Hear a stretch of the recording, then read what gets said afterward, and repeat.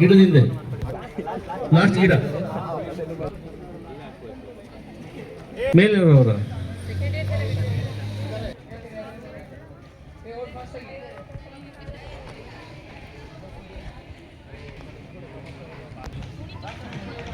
ಮತ್ತೆ ಧನ್ಯವಾದಗಳು ಹೇಳ್ತಕ್ಕಂಥದ್ದು ನಮ್ಮೆಲ್ಲರ ಕರ್ತವ್ಯ, ನಮ್ಮ ಕಾಲೇಜಿನ ಕರ್ತವ್ಯ. ಸೊ ಈ ಒಂದು ಕಾರ್ಯಕ್ರಮ ತುಂಬಾ ಅಚ್ಚುಕಟ್ಟಾಗಿ ಮೂಡಿ ಬಂದಿದೆ. ಈ ಕಾರ್ಯಕ್ರಮಕ್ಕೆ ನಮಗೆ ಸಹಕಾರ ನೀಡಿದಂತಹ ಧನ್ಯಗಳನ್ನ ತಿಳಿಸ್ತಾ, ಮೊದಲಿಗೆ ನಮ್ಮ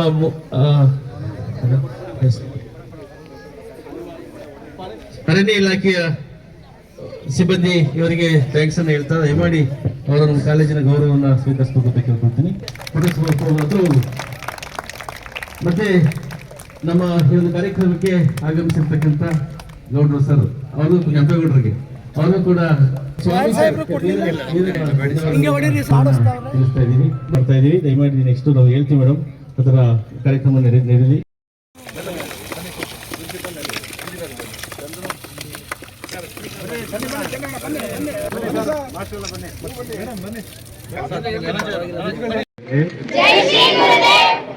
ನಮಶ್ರೀ ಯತಿಶ್ರೇಷ್ಠಾಯ ಶ್ರೀ ನಿರ್ಮಲಾನಂದನಾಥ ಸೂರೆ ಸಚ್ಚಿಸುಖ ಸ್ವರೂಪಾಯ ಸ್ವಾಮಿನಿ ತಾಪಹಾರ.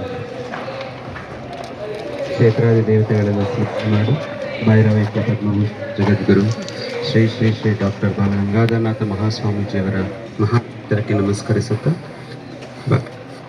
ಆದಿಚುಂಚನಗಿರಿ ಮಹಾಸಂಸ್ಥಾನ ಮಠದ 72ನೇ ಪೀಠಾಧ್ಯಕ್ಷರು ನಮ್ಮ ಗುರುಗಳಾದ ಪರಮ ಪೂಜ್ಯ ಜಗದ್ಗುರು ಶ್ರೀ ಶ್ರೀ ಶ್ರೀ ಡಾಕ್ಟರ್ ನಿರ್ಮಲಾನಂದನಾಥ ಮಹಾಸ್ವಾಮೀಜಿಯವರ ಪವಿತ್ರ ಚರಣಗಳಿಗೆ ಸಾಷ್ಟಾಂಗ ಪ್ರಣಾಮಗಳನ್ನು ಅರ್ಪಿಸುತ್ತಾ, ಇವತ್ತಿನ 517ನೇ ಕೆಂಪೇಗೌಡ ಜಯಂತಿಯ ಅಂಗವಾಗಿ ಇವತ್ತು ಏನು ಬೆಳ್ಳೂರಿನ ALK ಶಾಲೆಯಲ್ಲಿ ವನ ಮಹೋತ್ಸವವನ್ನು ಕಾರ್ಯಕ್ರಮವನ್ನು ಹಮ್ಮಿಕೊಂಡಿದ್ದು, ಇಲ್ಲಿ ಆಸೀನರಾಗಿರ್ತಕ್ಕಂಥ ಇಲ್ಲಿ ನಡೆದಿರ್ತಕ್ಕಂಥ ಎಲ್ಲ ALK ಶಾಲೆಯ ಉಪನ್ಯಾಸಕ ವೃಂದದವರೇ ಹಾಗೂ ಬೆಳ್ಳೂರಿನ ಪಟ್ಟಣ ಪಂಚಾಯಿತಿಯ ವ್ಯಾಪ್ತಿಗೆ ಬರುವ ಎಲ್ಲ ಶ್ರೀಮಠದ ಭಕ್ತರೇ ಹಾಗೂ ಪ್ರೀತಿಯ ವಿದ್ಯಾರ್ಥಿನಿಯರು ಹಾಗೂ ಮಾಧ್ಯಮದವರು, ತಮ್ಮೆಲ್ಲರಿಗೂ ಗೊತ್ತಿದೆ ಇವತ್ತೊಂದು ವಿಶೇಷ ಕಾರ್ಯಕ್ರಮ. ಕರ್ನಾಟಕ ನಾಡಿನಾದ್ಯಂತ ಕೆಂಪೇಗೌಡ ಜಯಂತಿಯನ್ನು 2017ರಿಂದ ಆಚರಣೆ ಮಾಡಿಕೊಂಡು ಬರ್ತಾ ಇದ್ದೀವಿ. ಇವತ್ತಿನ ಈ ಸಂದರ್ಭದಲ್ಲಿ ನಮ್ಮ ಬೆಳ್ಳೂರಿನ ಪಟ್ಟಣ ಪಂಚಾಯಿತಿಯಲ್ಲಿ ಇವತ್ತು ಸುಮಾರು ನಾನಾ ಕ್ಷೇತ್ರದಲ್ಲಿ ಸೇವೆ ಮಾಡಿರ್ತಕ್ಕಂಥವ್ರನ್ನೆಲ್ಲರನ್ನು ಗುರುತಿಸಿ ಸನ್ಮಾನ ಮಾಡೋ ಕಾರ್ಯಕ್ರಮ ಮುಗಿಸ್ಬಿಟ್ಟು ನಾನು ಹಿಂದೆಂದು ಕೆಂಪೇಗೌಡ ಜಯಂತಿಗೆ ಹೋಗಬೇಕಾಯ್ತು. ಅದು ಮುಖ್ಯವಾಗಿ ಇಲ್ಲಿ ನಮ್ಮ ಬೆಳ್ಳೂರಿನ ಶಾಲೆಯಲ್ಲಿ ನಮ್ಮ ಮಕ್ಕಳೆಲ್ಲರೂ ಸೇರಿ ಏನು ತಾಯಿಯ ನೆನಪಿಗೋಸ್ಕರ, ತಾಯಿಯನ್ನು ಕಳ್ಕೊಂಡಿರ್ತಕ್ಕಂತಹ ನೆನಪಿಗೋಸ್ಕರ ಅವರ ನೆನಪಿನಲ್ಲಿ ಭಾವಚಿತ್ರದ ಜೊತೆಗೆ ಒಂದು ಗಿಡವನ್ನು ನೆಡುವ ಕಾರ್ಯಕ್ರಮ ಆಗುತ್ತೆ. ನಮಗೆಲ್ಲರಿಗೂ ಗೊತ್ತಿದೆ, ದೇಹ ಬಂದಿದೆ, ಯಾವತ್ತೂ ಒಂದು ದಿವಸ ಹೋಗುತ್ತೆ. ದೇಹ ನಶ್ವರ. ಆದಿಶಂಕರಾಚಾರ್ಯ ಹೇಳ್ತಾರೆ, ಪುನರಪಿ ಜನನಂ ಪುನರಪಿ ಮರಣಂ. ಜನ ಹುಟ್ಟುತ್ತಾ ಇರುತ್ತೆ, ಸಾಯ್ತಾ ಇರುತ್ತೆ. ಆದರೆ ನಾವು ಹುಟ್ಟಿದರೆ ನಾವು ಏನಾದರೂ ಒಂದು ಸಾಧಿಸಬೇಕು, ಏನಾದರೂ ಒಂದು ಜಗತ್ತಿಗೆ ಕೊಟ್ಟೋಗ್ಬೇಕು. ಪರಮ ಪೂಜ್ಯ ಜಗದ್ಗುರು ಡಾಕ್ಟರ್ ಬಾಲಗಂಗಾಧರನಾಥ ಮಹಾಸ್ವಾಮೀಜಿಯವರು ಹೇಳ್ತಾ ಇದ್ರು, ಯಾವುದಾದ್ರೂ ಒಂದು ಕೆಟ್ಟದನ್ನೆಲ್ಲ ಸ್ವೀಕರಿಸಿ ಒಳ್ಳೆಯದನ್ನು ಕೊಡ್ತಕ್ಕಂಥದ್ದು ಯಾವುದಾದ್ರೂ ಒಂದಿದ್ರೆ ಅದೊಂದು ವೃಕ್ಷ ಅಂತ ಹೇಳ್ಬಿಟ್ಟು.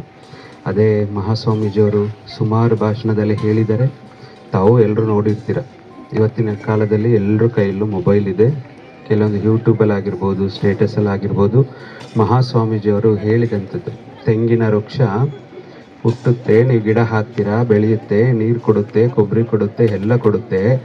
ಆದರೆ ನಾವು ಕೊಟ್ಟಂತಕ್ಕಂತಹ ಬೇಡವಾದ ವಸ್ತು, ತ್ಯಾಜ್ಯ ವಸ್ತುಗಳನ್ನೆಲ್ಲ ಅದನ್ನೆಲ್ಲ ಸ್ವೀಕಾರ ಮಾಡಿ ಆದರೆ ಉತ್ತಮವಾದಂತಹ ಒಂದೇ ಒಂದು ಎಳೆನೀರಿನ ಮುಖಾಂತರ, ಹಣ್ಣಿನ ಮುಖಾಂತರ ನಮಗೆ ಫಲವತ್ತತೆ ಕೊಡ್ತಕ್ಕಂಥ ಯಾವುದಾದ್ರು ಅದಿದ್ರೆ ಅದು ಮರ. ಅದರ ನೆನಪಿಗೋಸ್ಕರ ಇವತ್ತು ನಿಮ್ಮ ಕಾಲೇಜಿನಲ್ಲಿ ನಮ್ಮ ಬೆಳ್ಳೂರಿನ ವಿದ್ಯಾರ್ಥಿಗಳು ಮತ್ತು ಶಿಕ್ಷಕರ ವೃಂದವನ್ನು ಸೇರಿ ಮರವನ್ನು ಹಾಕ್ತಾ ಇದ್ದೀರಾ.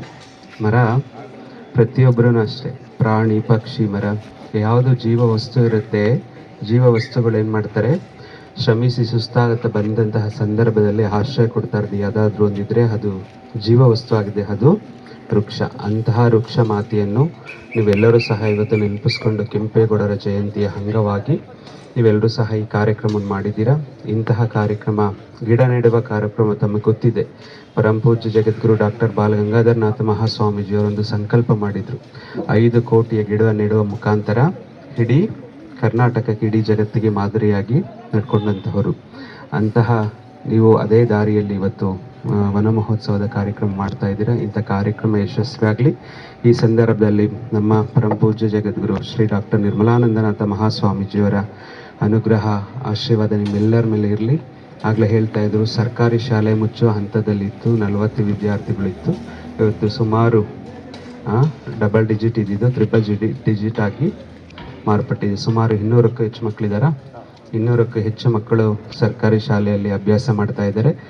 ಅಂತಹ ಅಭ್ಯಾಸ ಮಾಡ್ತಾ ಇರ್ತಕ್ಕಂಥ ಎಲ್ಲ ಮಕ್ಕಳಿಗೂ ಆ ವಿದ್ಯೆ ಅಧಿದೇವತೆಯಾದಂತಹ ಶಾರದೆ ಇಚ್ಛಾಶಕ್ತಿ, ಜ್ಞಾನಶಕ್ತಿ, ಕ್ರಿಯಾಶಕ್ತಿ ಏನೆಲ್ಲವನ್ನು ಕೊಟ್ಟು ನಿಮಗೆ ಹೆಚ್ಚಿನ ವಿದ್ಯೆಯನ್ನು ಕೊಟ್ಟು, ವಿದ್ಯೆಯ ಜೊತೆಗೆ ಸಂಸ್ಕಾರವನ್ನು ಕೊಟ್ಟು ನಿಮ್ಮನ್ನೆಲ್ಲ ಕಾಪಾಡಲಿ ಅಂತ ನಾನು ಕೇಳ್ಕೊತೀನಿ. ಒಬ್ಬರು ದಾರ್ಶನಿಕರು ಹೇಳ್ತಾರೆ,